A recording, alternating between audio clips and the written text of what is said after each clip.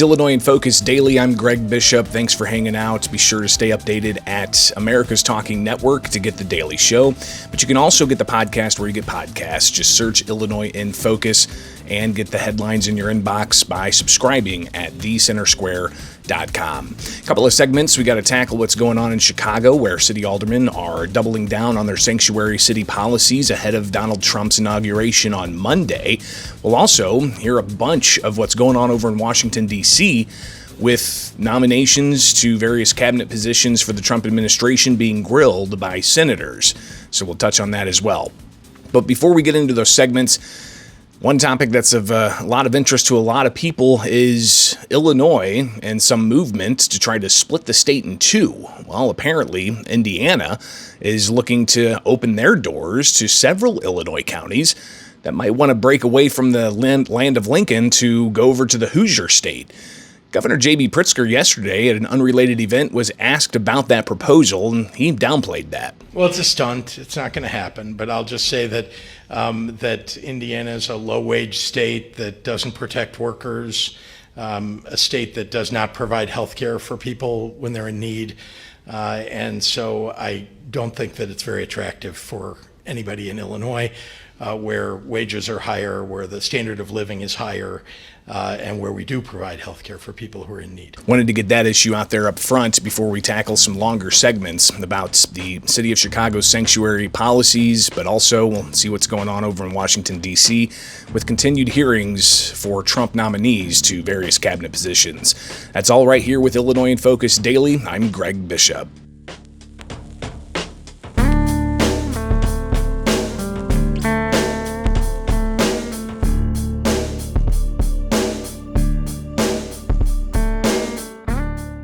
Donald Trump going to be inaugurated January 20th, and one thing that he's promised is to deport criminal non-citizen migrants after, 14 million people crossed the southern border during the Biden administration, causing all kinds of pressure on border communities. But that's really turned every state into a border state, as even the city of Chicago has received 50,000 non-citizen migrants from the southern border. It's caused all kinds of taxpayer issues with $1 billion+ for taxpayer subsidies to non-citizen migrant health care. You've got education being paid for, housing, even education, a whole bunch of things that are stacking up for taxpayers. But the city of Chicago doesn't seem like they're going to bend at all and actually are aiming to stand in the way of the Trump administration. Now, Tom Homan, he said that he's going to make Chicago ground zero for those deportation efforts. But at an unrelated event, Governor J.B. Pritzker was asked what the state of Illinois is planning to do ahead of that inauguration Monday. I can tell you that those conversations have been ongoing for some time now. They're conversations really about how to react if certain things occur. Those conversations also have included, excuse me, talking to members of the clergy, who are also deeply concerned about their ability to protect people, to hospitals, also concerned about protecting people who are in their hospitals. So it's a broad conversation.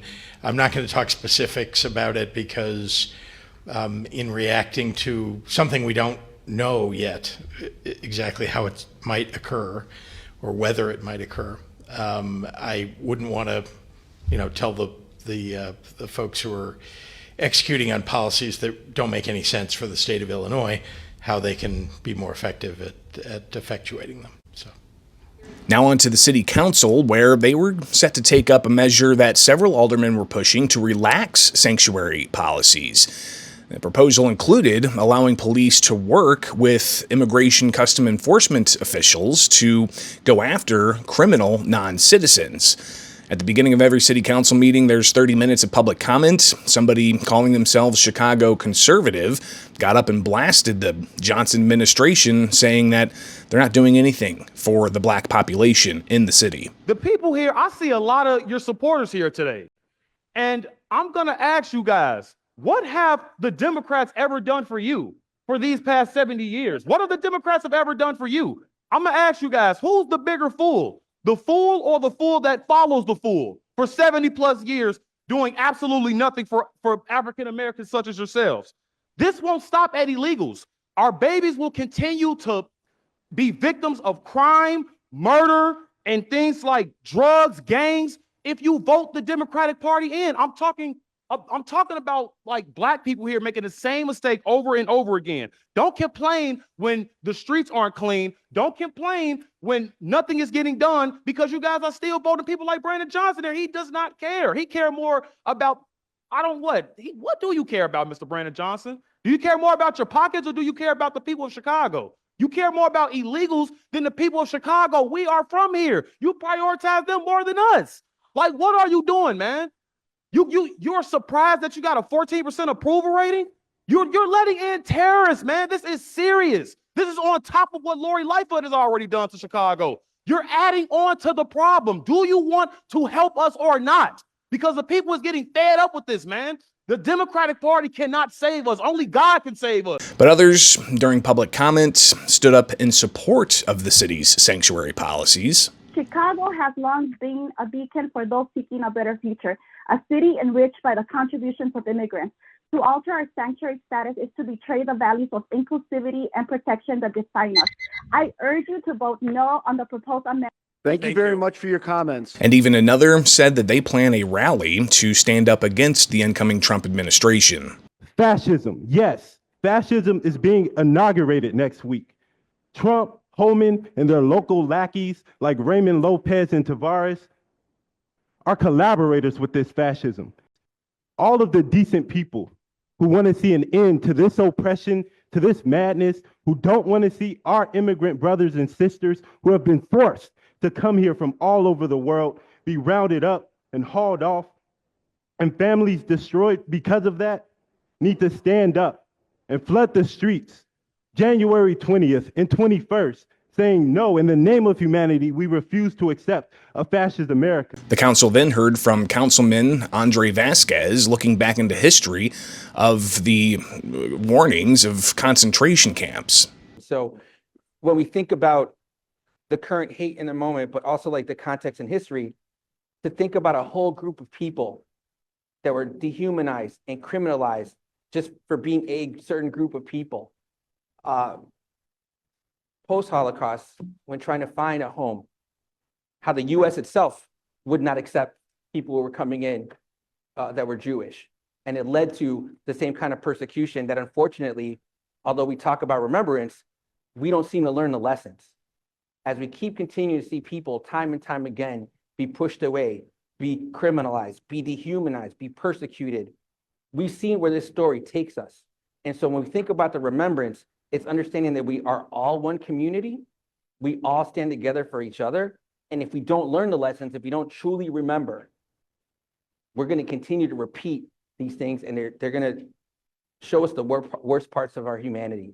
Eventually, the city aldermen, they voted against relaxing the city's policies for sanctuary status. And then Mayor Brandon Johnson took to a news conference where he was peppered with questions about the incoming Trump administration and possible deportations. Hi, Mayor. President-elect Trump takes office next week. I wanted to ask you if there's been more discussions about the potential for the things that he has said he will do on day one, including, mass deportations, the potential for ICE raids. If there's been more discussions from who? Well, within you and, Governor Pritzker, or within the state? Oh, well, yeah, those conversations continue. I mean, you saw today the reaffirming of the Welcoming City Ordinance. This coalition has really led with tremendous conviction, and that's important. I think the entire state of Illinois, we're all on the same page as it relates to protecting residents. Look, I just think it's important, too, that we also acknowledge the threats around education, the environment, right? The city of Chicago, 100% renewable energy to power our buildings, including both of our airports. I don't know how much you all have had a chance to watch some of these, nomination hearings. There are some disturbing things that are coming out of these hearings. And, if it were just one threat, I think that our response in this moment, we probably would have, a less arduous time fending off those threats. But what we do here in the city of Chicago, we recognize that there are multiple lanes of threats that we have to pay attention to. So we will continue to have those discussions with the state of Illinois and with our federal partners as well to ensure that the people of Chicago get maximum benefit in this moment and that all of our residents are protected. Action there. Can you talk about what you are doing to prepare for that? What does that look like? Well, thank you for that question. And here's the thing that I think we should really celebrate. Working with the state, working with county government to respond to this mission, as difficult as this mission was and has been, we would not have gotten through this without working together. What you saw from the governor of Texas was an attempt to break our spirit here in Chicago. We rose above that attack and we actually built a system of care for Chicagoans and those who are seeking refuge in the city of Chicago. I'm very proud of that work. As far as the work that we're doing specifically, Beatrice Ponce de Leon has done an amazing job, and she certainly can speak to some of that work. Bea? I want specifics. Yes, good afternoon. Certainly, people have raised the question of safety in the shelters, and I do want to say that at this point, there are no new arrival shelters anymore. The shelters have been merged and are all accepting anyone in need of shelter. But we are aware that there are some that have higher numbers of migrants. So the guidance that we are providing is based on the guidance that was released on Friday to external partners like the sister agencies. It really just instructs people to identify their own legal counsel, identify a lead person on site. If ICE were to show up, then you call legal counsel. There are certain things that you want to ensure that it is, in fact, an ICE agent that is approaching you. There are ways to verify that. We ask for a federal judicial warrant. This is all information that is really public knowledge, and it is covered by the Welcoming City Ordinance as well as by the Illinois Trust Act. So our job has been to work with the state to look at both the Trust Act and the Welcoming City Ordinance, provide that level of guidance. What was released in the email, in the press release on Friday, is what we're basing that on. And then each of those shelters, they're all operated by different nonprofit organizations at this point. They've all been turned over to CBOs, which was also a commitment that we made during the New Arrivals mission, was to make that transition. They will take that guidance and they will fill in the blanks and operationalize it so that they're prepared when people come. If ICE were to show up at those locations. Is this, do you think, a lot more bluster than it's actually going to be, or do you think Chicago is really going to be fiercely targeted for deportations? Well, first of all, we take any threat. We take it seriously. And that's why you saw the reaffirming of our commitment to our Welcoming City Ordinance. You saw a reaffirming and a commitment, recommitment, or stronger commitment to that ordinance. Now, look, you've already seen some level of capitulation from the Trump administration. At first, it was mass deportation, and then there was a very specific sort of categorization around criminals, right? So there's this moving target. Here's what I believe is most important here, is that the Trump administration has an opportunity with the Senate, with the House of Representatives and the judicial branch of government to actually move policies that can transform people's lives. We do need comprehensive immigration reform policy to actually pass. There's a bipartisan bill that the Senate has already passed that he can move on, whether it's making sure that there are judges who can move asylum cases faster, or workers at the border, to respond to any sort of influx. But I would actually take it one step further. You have families who have been seeking a pathway to not have to hide and to be in the shadows. Families who've been seeking a pathway to come forward. That's what our effort should be about. Today you heard some very profound speeches today of how members of the Jewish community sought refuge and sought asylum and refuge here in our country. The Irish, the Italians, of course, even descendants of slaves as we migrated from the South to find refuge in this beloved city. Our Welcoming City is something that has a very robust, storied aspect that we should all celebrate. And so whether or not, the president-elect is taking himself serious enough to carry out, certain aspects of what he has promised. That's one that I won't speculate. But what I can say is that as a city, we are going to work to protect education, protect families who have immigrated here, families who have sought asylum, families who want better affordability. We're going to continue to stand up and lead in this moment because that's what Chicago has been known for.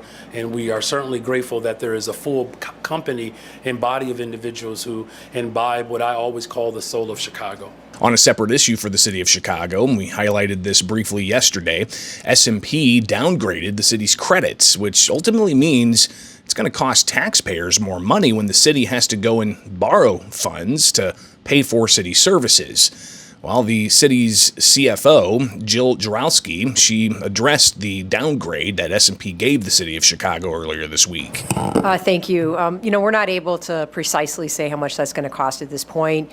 We have a wide range of ratings from single A to BAA minus for Moody's, which is essentially a triple B minus.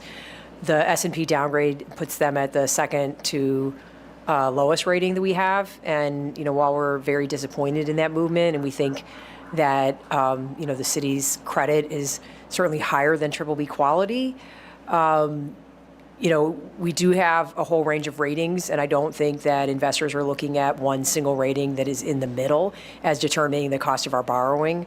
Certainly, if our lowest credit rating were downgraded, that would be very significantly costly to us. But when the ones in the middle move around, it's not likely to cost us as much when we're in the bond market. So a lot going on in Chicago. I think that's going to be all eyes on the Windy City whenever Trump takes office, with Tom Homan saying he's going to make Chicago ground zero for their deportation efforts. We'll be watching that closely, so stay updated with the Center Square. Get the headlines in your inbox each and every weekday morning at thecentersquare.com. Wake up here with America's Talking Network for Illinois in Focus Daily, and get the podcast where you get podcasts. Just search Illinois in Focus. I'm Greg Bishop.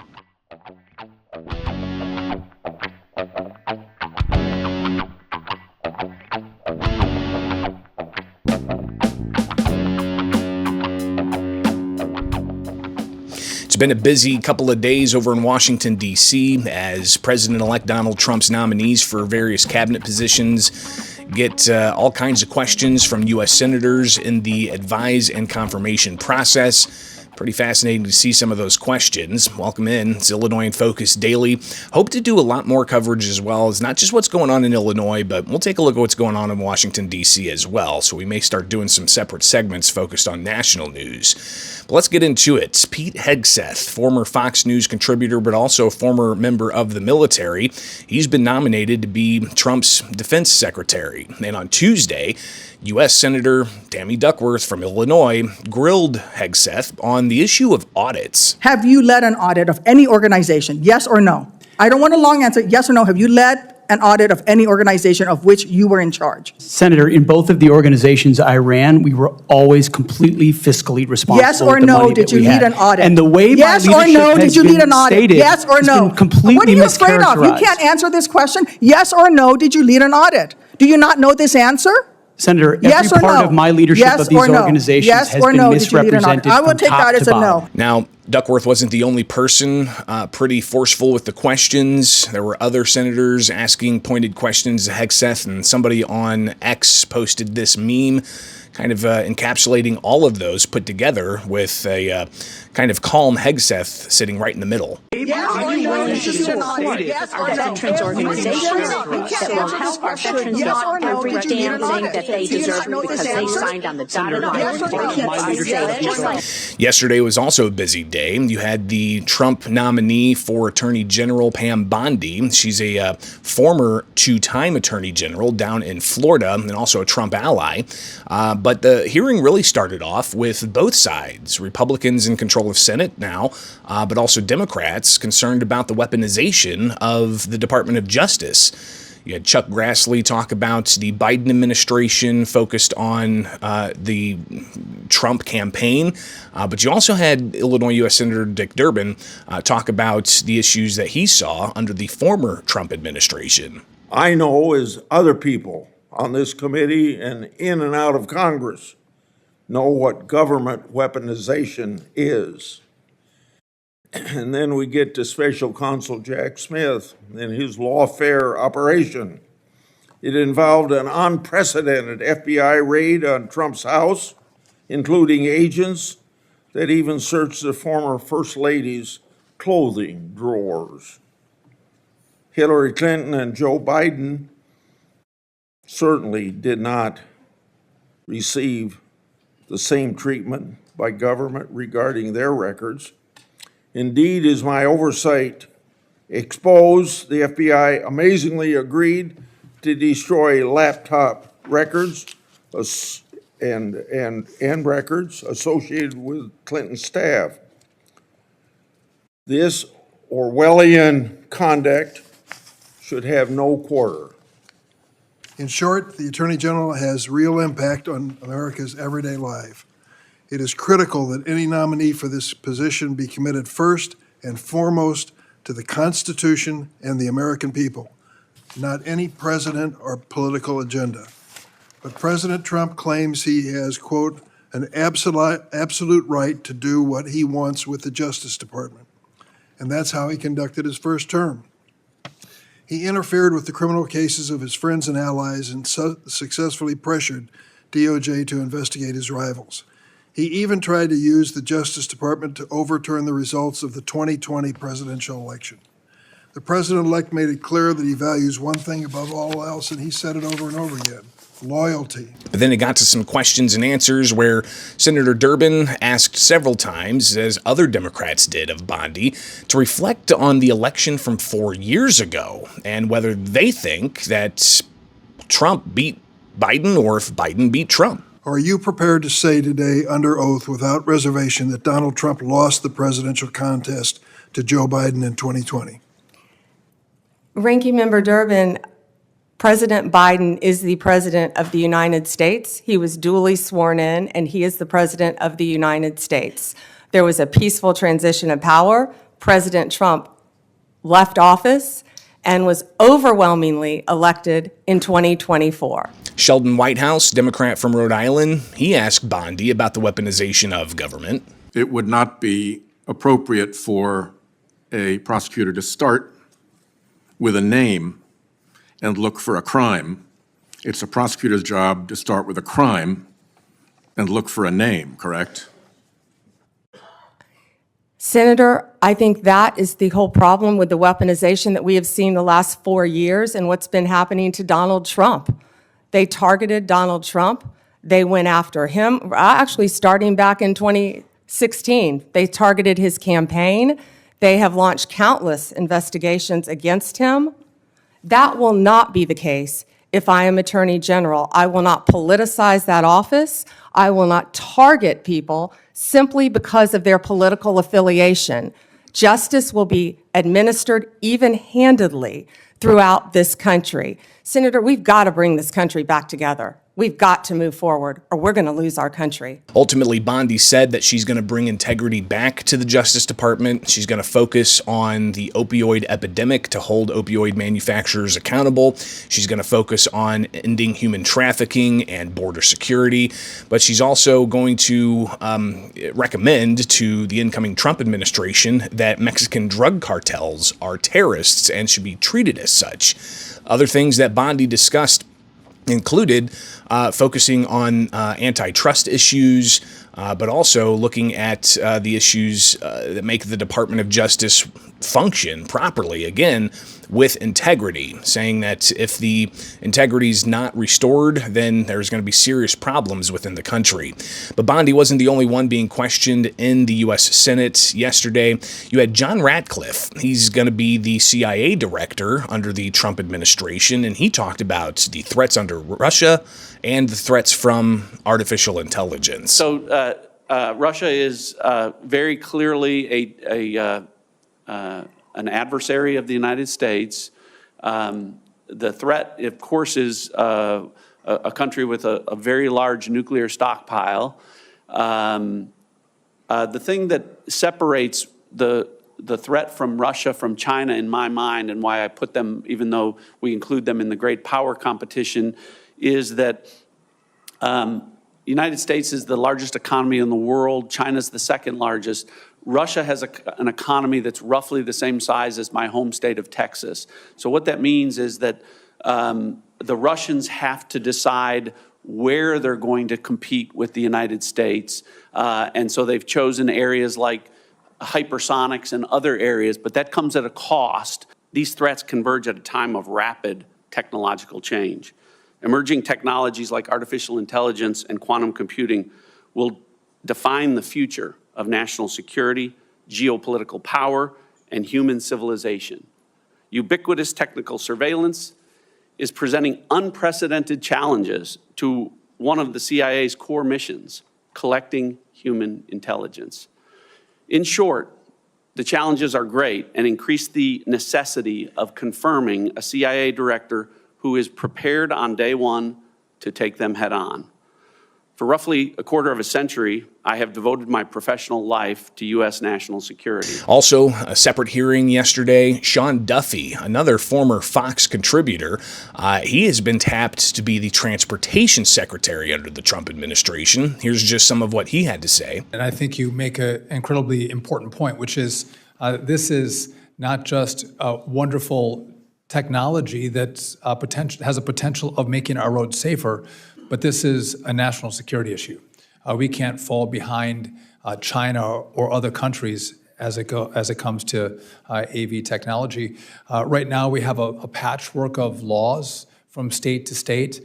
I believe there has to be a federal law by which all of these innovators can abide by, no matter if they're in Texas or in California or somewhere else. And then you get former Florida U.S. Senator Marco Rubio tapped to be the Secretary of State. He was also questioned at a separate Senate confirmation hearing yesterday as well. It took far too long for the State Department to designate Mark as wrongfully detained by the Russian government, and was really a gut punch to many of us in Pennsylvania that Mark wasn't included in the swap last year. So, Senator, will you commit to working with me and others in our delegation to make Mark's return home a high priority? Absolutely. And in fact, I've been involved already. I've met with those families as well. We've had conversations about this.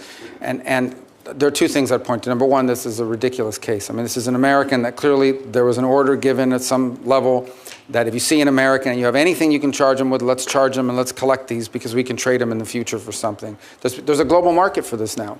And it's one of the challenges of the 21st century. There is now an active global market for detaining Americans wrongfully in Venezuela, in Russia, in China, or somewhere else, Iran, and then using them to trade for something they want in the future. So there you have it, a lot to cover there over in Washington, D.C. Still a lot of confirmation hearings expected, some this week and into next week, but Trump will be inaugurated Monday.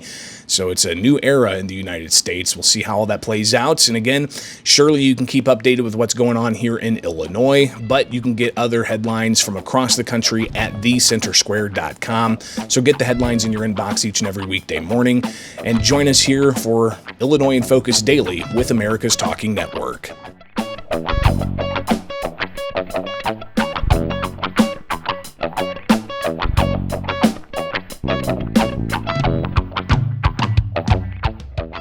All right, that's all I got for you guys here on this Thursday. Of course, follow me on X. Just search Bishop on Air, and you can see some of the stories we're working on throughout the day, but plenty more to get to, so stay with us, all right? Subscribe to America's Talking Network to get not just this show, but also news clips from across the country and right here in Illinois. Again, like, subscribe, hit that notification bell for America's Talking Network. And don't forget the podcast. If you can't make the show each and every weekday morning, you can listen, just search for Illinois in Focus wherever you get podcasts. Have a great day.